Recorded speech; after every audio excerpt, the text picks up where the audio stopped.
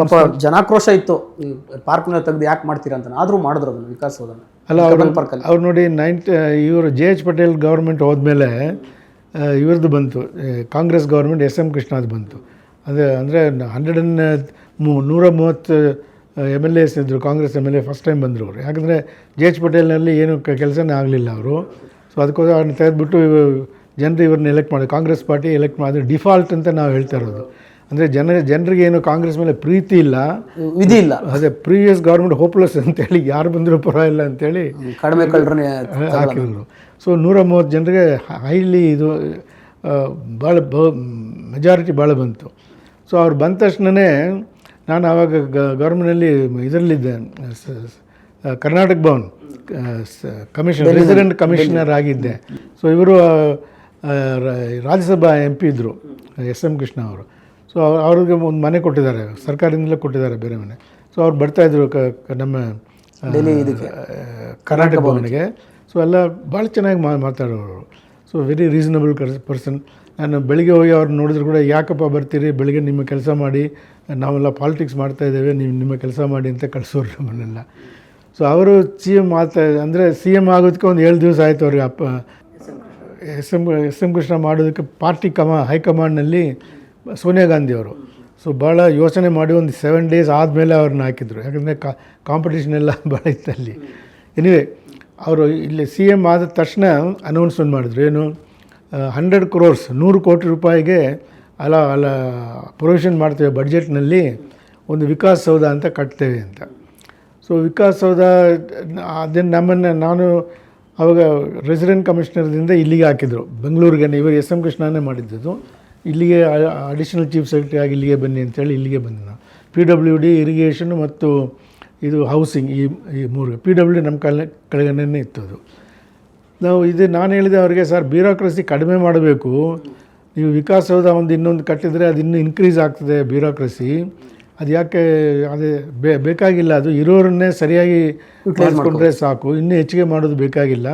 Outsourcing ಎಲ್ಲ ಮಾಡ್ತಾರೆ, ಭಾಳ ಎಕ್ಸ್ಪರ್ಟ್ಸ್ ಎಲ್ಲ ಇದ್ದಾರೆ, ಅಂಥದ್ದವ್ರನ್ನ ತೊಗೋಬೇಕು, ಈ ಬ್ಯೂರೋಕ್ರಸಿ ಬೇಡ, ಕಡಿಮೆ ಮಾಡಬೇಕು. ಸೊ ಇದು ಬೇಕಾಗಿಲ್ಲ ಅಂತ ನಾನು ಹೇಳಿದೆ ಅವ್ರಿಗೆ. ಇಲ್ಲ ನಾವು ಡಿಸೈಡ್ ಮಾಡಿಬಿಡ್ತೇವೆ ರೀ ಕ್ಯಾಬಿನೆಟ್ನಲ್ಲಿ, ಅದು ಬೇಕಾಗ್ತದೆ ಅಂತ.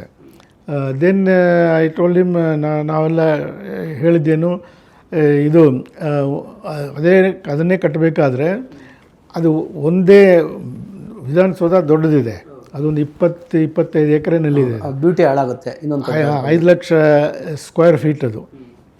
ಅಷ್ಟು ಜಾಗ ಇಲ್ಲಿಲ್ಲ ಈ ವಿಕಾಸಸೌಧ ಕಟ್ಟೋದಕ್ಕೆ. ಹಳೆಯ ಅದು ಯಾವುದೋ ಗೌರ್ಮೆಂಟ್ ಪ್ರೆಸ್ ಅದೆಲ್ಲ ಇತ್ತು, ಅದನ್ನೆಲ್ಲ ತೆಗೆದುಹಾಕ್ಬಿಟ್ಟು ಅಲ್ಲಿ ಕಟ್ಟಬೇಕು ಅಂತ. ಅಲ್ಲಿ ಜಾಗ ಅಷ್ಟಿಲ್ಲ. ಸೊ ಅಂದರೆ ಸಣ್ಣದಾಗ್ತದೆ, ಅದರಲ್ಲಿ ಒಂದು ಅರ್ಧ ಭಾಗ ಆಗ್ತದೆ ಒಟ್ಟು. ಸೊ ಅದು ಸರಿಯಾಗಿ ಕಾಣೋದಿಲ್ಲ. ಅದು 2 ಕಡೆ ಇರಬೇಕಾಗ್ತದೆ. ನಡುವೆ ಒಂದು ದೊಡ್ಡ ಬಿಲ್ಡಿಂಗ್ ಇದ್ದರೆ ಎಡಭಾಗದಲ್ಲಿ ಒಂದು ಇರಬೇಕು, ಬಲಭಾಗದಲ್ಲಿ ಇನ್ನೊಂದು ಇರಬೇಕು, ಅಂದರೆ ಸಿಮೆಟ್ರಿಕ್ ಆಗ್ತದೆ ಅಂತೇಳಿ, ಬ್ಯೂಟಿ ವೈಸ್. ಇಲ್ಲ ಅದಕ್ಕೆ PWD ಮಿನಿಸ್ಟರ್ ಅವರೆಲ್ಲ ಇದಕ್ಕೆ ಹೋಗಿ, ಅಲ್ಲಿ ರೋಸ್ ಗಾರ್ಡನ್ ಇತ್ತು, ಗವರ್ನರ್ದು ರೋಸ್ ಗಾರ್ಡನ್ ಇದೆ ಬಲಗಡೆ.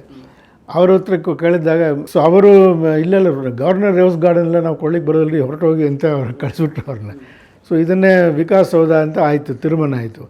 100 crores ಅವರು, ನಾನು ಹೇಳಿದೆ ಒಂದು ಇಂಟರ್ನ್ಯಾಷನಲ್ ಕಾಂಪಿಟೇಷನ್ ಬೇಕಾಗ್ತದೆ ಇದಕ್ಕೆ, ಯಾಕಂದರೆ ದೊಡ್ಡ ಬಿಲ್ಡಿಂಗ್ ಅದು, ಚೆನ್ನಾಗಿ ಕಾಣಬೇಕು, ಕಾಂಪಿಟೇಷನ್. ICB ಅಂತ ಇಂಟರ್ನ್ಯಾಷನಲಿ ಕಾಂಪಿಟೇಟಿವ್ ಬಿಡ್ಸ್ ಎಲ್ಲ ಹಾಕಬೇಕು ಅಂತ. ಇಲ್ಲ ನಮ್ಮ PWD ಪ್ರೊಸೀಜರ್ ಪ್ರಕಾರ ಮಾಡೋಣ ಅಂಥೇಳಿ ಕರೆದ್ರು, ಅದನ್ನು ಟೆಂಡರ್ ಕರೆದ್ರು. ಟೆಂಡರ್ನಲ್ಲಿ ಫಾರ್ಚುನೇಟ್ಲಿ L&T ಇದ್ದರು. L&T is a good company. Dubai ಏರ್ಪೋರ್ಟೆಲ್ಲ ಅವರೇ ಕಟ್ಟಿದ್ದು, L&T ಕಟ್ಟಿದ್ದು.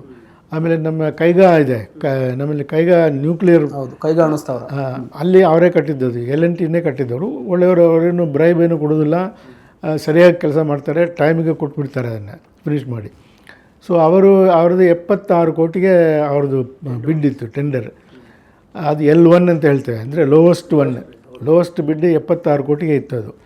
ನೆಕ್ಸ್ಟ್ ಲೋವೆಸ್ಟ್ ಯಾರಂದರೆ ಶಿರ್ಕೆ ಅಂತ ಒಬ್ಬರಿದ್ದಾರೆ. ಶಿರ್ಕೆ, ಹೌದು, ಪುಣೆದವರು, ಕರ್ನಾಟಕದವರೇ ಅವರು, ಕನ್ನಡಿಗರೇ, ಬಟ್ ಇರುವುದು ಇದರಲ್ಲಿ ಪುಣೆಯಲ್ಲಿ. ಸೊ ಅವ್ರದ್ದು ನೆಕ್ಸ್ಟ್ ಬಿಡ್ ಇತ್ತು, ಅವ್ರದ್ದು 95 ಕೋಟಿ ಇತ್ತು ಅವ್ರದ್ದು.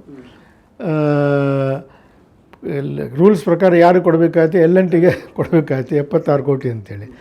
ಅವರು ಕ್ಯಾಬಿನೆಟ್ನಲ್ಲೆಲ್ಲ ಏನು ಡಿಸೈಡ್ ಮಾಡ್ತಾರೆ, ಇಲ್ಲೆಲ್ಲ ಅದು ಎರಡನೇದು ಯಾರಿದ್ದಾರೋ ಶಿರ್ಕೆ ಅವ್ರನ್ನ ಕರೆದು ಕೇಳೋಣ.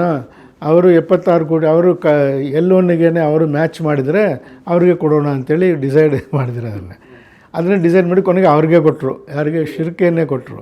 ಅವ್ರು ಶಿರ್ಕೆ ಡಿಲೇ ಮಾಡಿ ಕೊನೆಗೆ 145 ಕೋಟಿಗೆ ಬಂತದು. ಅಂದರೆ ಆಲ್ಮೋಸ್ಟ್ ಡಬಲ್ ಬಂತದು. So this was pure corruption ಇದು. ಯಾಕಂದರೆ ಅದೆಲ್ಲರೂ ಗೊತ್ತಿರ್ತದೆ, ಅದು ಎಲ್ಲರೂ ಗೊತ್ತಿಲ್ಲ. ಅದು ನನ್ನ ಪುಸ್ತಕದಲ್ಲಿ ಬರೆದಿದ್ದೇನೆ, ಒಂದು ಪ್ಯಾರಾಗ್ರಾಫ್ ಇದೆ ಅವ್ರ ಮೇಲೆ. ಎಸ್.ಎಂ. ಕೃಷ್ಣ ಚಾಪ್ಟರ್ನಲ್ಲಿ ವೈಟ್ ಕಾಲರ್ ಭ್ರಷ್ಟಾಚಾರಿ ಅಂತ ಕರೆದ್ಬಿಟ್ಟಿದ್ದೀರಿ. ಯಾಕಂದರೆ ಇದು ಎಲ್ಲ ಈ ವಿಷಯ ಹೊರಗಡೆ ಯಾರಿಗೂ ಇದು ಗೊತ್ತಿಲ್ಲ. ನಮ್ಮ ಇನ್ವೆಸ್ಟಿಗೇಟಿವ್ ಜರ್ನಲಿಸಮ್ಗೂ ಇದೇನೋ ಗೊತ್ತೇ ಇಲ್ಲ. ಇದೆಲ್ಲ ಇನ್ವೆಸ್ಟಿಗೇಟ್ ಮಾಡಿ ಬರಬೇಕಾಯಿತು. ಇದರಲ್ಲಿ US ಮಾಡಿದ ಹಾಗೆ ಮಾಡ್ತಾಯಿಲ್ಲ ಅದು. But that is mister SM. Krishna. ಯಾರಿಗೂ ಗೊತ್ತಿಲ್ಲ ನೋಡಿ. ಅದು ಒಳಗಡೆ ಇರೋರಿಗೆ ಗೊತ್ತಿದ್ದು. ಬಟ್ ನಾವೇನು ಪ್ರೆಸ್ಸಿಗೆ ಆವಾಗ ಹೋಗೇನು ಹೇಳಿಲ್ಲ. ಪುಸ್ತಕದಲ್ಲಿ ಬರೆದೆ.